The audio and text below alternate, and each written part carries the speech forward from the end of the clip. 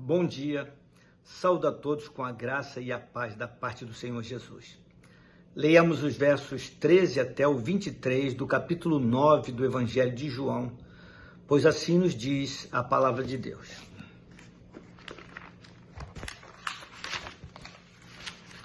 Levaram, pois, aos fariseus o que dantes fora cego, e era sábado, o dia em que Jesus fez o lodo e lhe abriu os olhos. Então os fariseus, por sua vez, lhe perguntaram como chegar a ver, ao que lhes respondeu: aplicou lodo aos meus olhos, lavei-me e estou vendo. Por isso alguns dos fariseus diziam: esse homem não é de Deus, porque não guarda o sábado. Diziam outros: como pode um homem pecador fazer tamanhos sinais? E houve dissensão entre eles. De novo perguntaram ao cego: que dizes tu a respeito dele, visto que te abriu os olhos? Que é profeta, respondeu ele. Não acreditaram os judeus que ele fora cego e que agora via, enquanto não lhe chamaram os pais e os interrogaram: é este o vosso filho de quem dizeis que nasceu cego? Como, pois, vê agora? Então os pais responderam: sabemos que este é nosso filho e que nasceu cego, mas não sabemos como vê agora, ou quem lhe abriu os olhos também não sabemos. Perguntai a ele: idade tem? Falará de si mesmo. Isto disseram seus pais porque estavam com medo dos judeus, pois estes já haviam assentado que se alguém confessasse ser Jesus o Cristo, fosse expulso da sinagoga. Por isso é que disseram os pais: ele idade tem? Interrogai-o. Meus amados, o relato da cura do cego de nascença prossegue por todo o capítulo 9.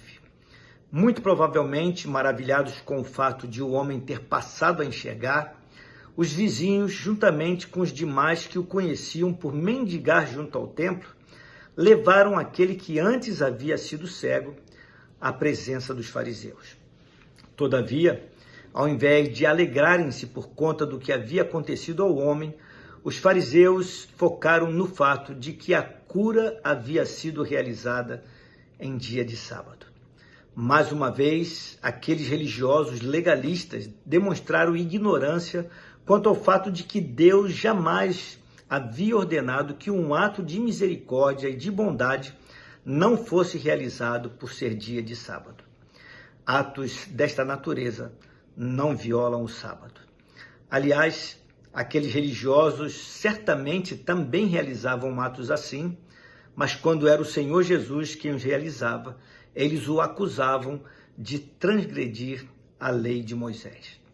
Tanto é verdade que numa outra ocasião, conforme registrado no Evangelho de Lucas, no capítulo 14, no verso 5, Jesus lhes dirigiu a seguinte pergunta: qual de vós, se o filho ou o boi cair num poço, não o tirará logo, mesmo em dia de sábado? Sendo que a seguir o evangelista Lucas asseverou: a isto nada puderam responder. Meus queridos, abro um parêntese aqui, só para registrar que quem fez tal pergunta foi o próprio Deus, o autor da lei, e que ele não estava recriminando de forma alguma tais atos de misericórdia e de bondade. Muito pelo contrário, ele os validou.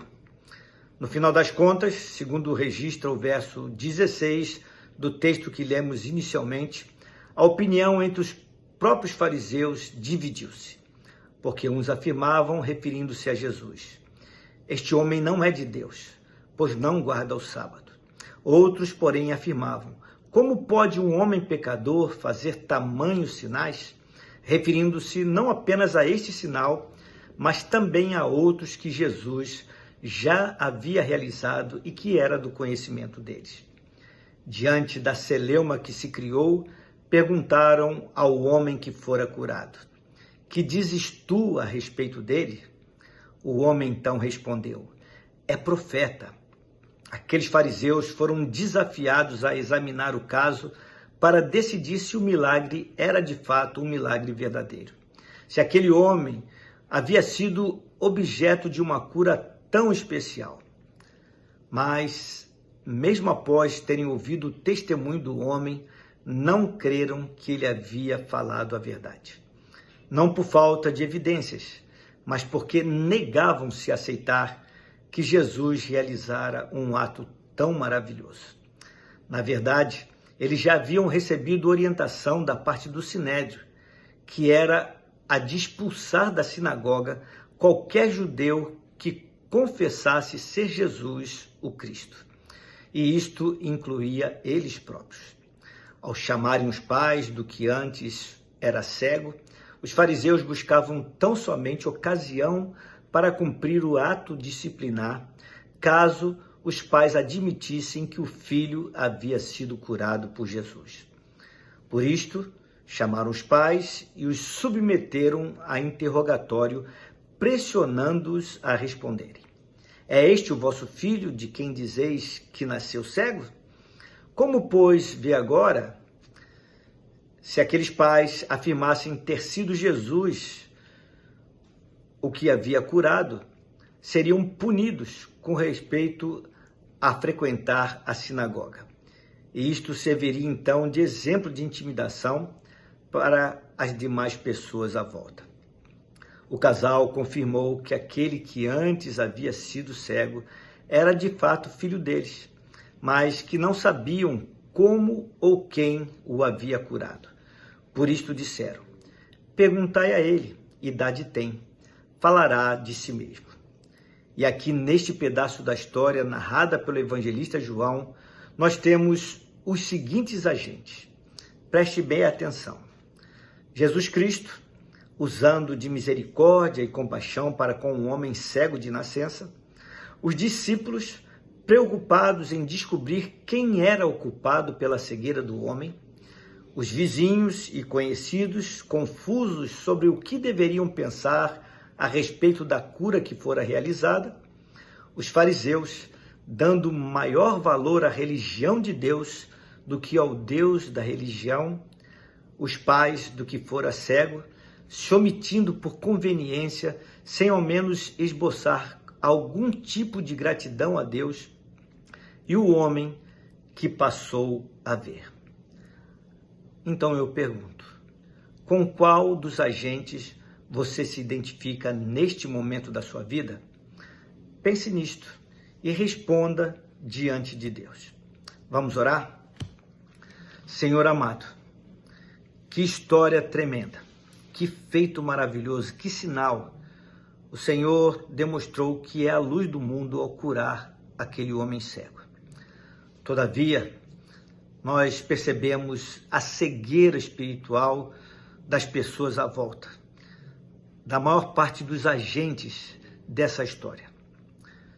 E nessa manhã, somos desafiados a verificar lá no fundo da nossa alma com qual deles nós nos identificamos nesse tempo da nossa vida. Se com Jesus, que demonstra misericórdia e bondade, se com os discípulos que buscam saber o causador da cegueira daquele homem, se os vizinhos e os conhecidos que não sabiam como lidar com aquela cura, os fariseus, dentro da sua religiosidade vã, os pais omissos e ingratos, e o homem que fora objeto da misericórdia. Que nessa manhã possamos prescrutar os nossos corações e responder com sinceridade a essa pergunta. Com qual deles nós nos identificamos nesse momento de nossa vida? E, Senhor, tomara que o Senhor possa ouvir respostas que tragam glória para Ti. Caso contrário, Senhor Deus, concede misericórdia a todo aquele que, ao fazer a leitura, sente-se reprovado. E concede-nos graça para que nós possamos continuar proclamando que Jesus é a verdadeira luz que veio ao mundo. E a oração que te fazemos, no nome dele, no nome santo de Jesus, ao qual seja honra, glória e louvor hoje para todo sempre. Amém. Meus queridos, tenham uma abençoada quinta-feira. Fiquem na paz do Senhor.